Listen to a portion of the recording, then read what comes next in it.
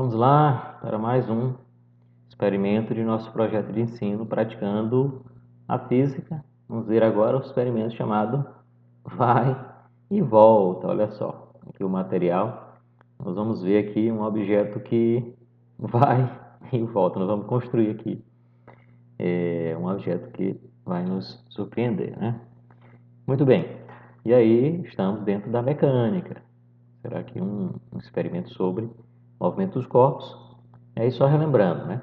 Nós podemos estudar o movimento apenas fazendo uma descrição matemática, né? Sem se preocupar com as causas, o que nós chamamos de cinemática. Mas também nós podemos associar o movimento com as suas causas, né? É o que é feito lá na dinâmica. Essas duas abordagens, né? A cinemática e a dinâmica, já nos dão uma descrição completa do fenômeno, tá bom? Já é uma descrição satisfatória do movimento dos corpos. Mas nós podemos melhorar a nossa compreensão, né, do fenômeno, dando um outro ponto de vista, né, adicionando novos conceitos, né? E aí nós podemos, por exemplo, adicionar o momento linear e a energia na descrição do movimento, tá? O momento linear, particularmente, nos ajuda a compreender melhor problemas de colisão de corpos. Okay? A energia, por sua vez, ela vai ter uma grande importância, né? Um ponto de vista diferente que nos dá uma compreensão bem melhor de determinados fenômenos, incluindo uma descrição mais facilitada, né? Inclusive nos dando uma descrição mais facilitada, né, de diversos fenômenos. A energia vai ter uma grande importância, não só na física, né, mas nas demais áreas da ciência, inclusive no nosso dia a dia, né? O tópico de energia é fundamental até na nossa vida cotidiana. Muito bem. Dentro da mecânica, né, nós podemos identificar aí duas formas de energia. Uma energia associada ao movimento, que nós chamamos de energia cinética, ok? Podemos determinar matematicamente essa energia cinética, simbolizada aqui como um K maiúsculo, né? Como meio da massa vezes a velocidade do corpo ao quadrado. Muito bem. Além da energia cinética, nós temos uma segunda forma de energia dentro da mecânica, chamada de energia potencial. Essa é uma energia que está associada a algumas forças que nós denominamos de conservativas, tá bom? Como são exemplos? A força gravitacional e a força elástica, tá?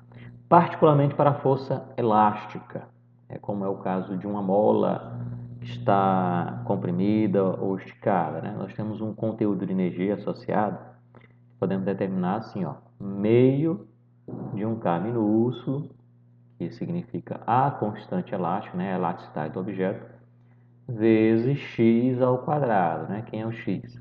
A deformação do corpo, seja o esticamento, né? Seja a compressão da mola. Você tem aí um conteúdo de energia potencial. Se nós somarmos essas duas formas de energia, o conteúdo total nós chamamos de energia mecânica total. Ok? E aí a gente verifica que se não existem outras forças, né? Que não sejam conservativas, como é o caso do atrito. O atrito é uma força dissipativa. Se não houver atrito, se não houver resistências, né? Ou seja, na ausência de forças dissipativas, nós podemos verificar que esse conteúdo total aqui, a energia mecânica total, ela permanece constante, né? Tem o mesmo valor sempre. E aí nós podemos interpretar isso como uma lei de conservação da energia mecânica total, né? Se somente forças conservativas atuam, né? Ou seja, na ausência de forças dissipativas, a energia mecânica total permanece constante, ou seja, como está aqui nessa expressão, a sua variação é nula, ela não varia. Tá bom? Muito bem, então tem algumas consequências essa lei, né, de conservação. Como a energia mecânica é uma soma, né, e essa soma permanece constante, se a energia mecânica, aliás, se a energia cinética variar, Isso implica numa variação da energia potencial para manter a soma sempre com o mesmo valor, tá bom? E vice-versa, se a energia potencial variar, a energia mecânica, a energia cinética também varia, tá bom? Uma compensa a outra. Ou seja, em outras palavras, para a energia mecânica permanecer constante, né, ela não pode ser nem criada e nem destruída. Apenas se transforma de uma forma para outra, né? No caso aqui, de cinética para potencial e vice-versa, tá bom? Nós vamos verificar isso nesse experimento, tá bom? É o nosso objetivo, observar a conservação da energia mecânica total, né? Particularmente essa transformação de potencial em energia cinética e vice-versa. Vamos lá. Olha só o material que nós vamos utilizar. Vamos usar aqui um elástico, né? Uma liga de elástico. Vamos usar aqui 2 palitos. Vamos usar uma pilha e uma lata, pode ser de plástico ou de metal. Aqui lá em casa eu tinha uma de plástico, né? Mas podemos usar uma lata de metal, como aquelas de leite, né? Tá bom? E vamos usar também a fita adesiva, que não apareceu aqui na fotografia. Muito bem, então primeiro nós vamos furar a latinha em cima e embaixo, né? Na tampa e no fundo, se for o caso. Aí você usa a ferramenta mais adequada. Aqui, como aqui era de plástico, eu cortei com a ponta de uma faca. E aí, se for uma lata, pode ter que usar um parafuso, né? Ou um prego com martelo. Muito bem, e aí, ó, nós vamos usar a fita adesiva para juntar aqui, ó, a pilha com o elástico. E aí, na sequência, olha só, vamos conectar aqui o elástico e a tampa usando um palito, dessa forma aqui, ó, atravessados um no outro. E aí você faz isso tanto na tampa como no fundo da latinha, tá bom? E aí a pilha vai ficar presa dentro com o elástico esticado entre a tampa e o fundo da lata, ok? E aí vamos ver o que acontece. Esse é o objeto que a gente construiu, né? A latinha com a pilha lá dentro do elástico. Aí olha só o que acontece. Se você empurrar a latinha, ela vai e volta, né? Ok? Vejam aí que a gente está fazendo aqui o experimento numa mesa plana, né? Você poderia até pensar que fosse uma rampa, né? Que você joga e ela volta. É uma mesa plana. Mesmo na superfície plana, olha só. Ele vai e volta, né? Ele vai e volta. Quanto maior a distância, mais ele... E aí o que aconteceu, né? O que está acontecendo? Lá dentro, lá da latinha, você tem um elástico, ok?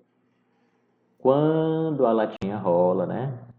Quando a latinha rola, o elástico lá dentro começa a dar voltas, ok? Começa a dar voltas lá dentro. Você tem a pilha como um peso, né? Que facilitar vai facilitar o enrolamento do elástico.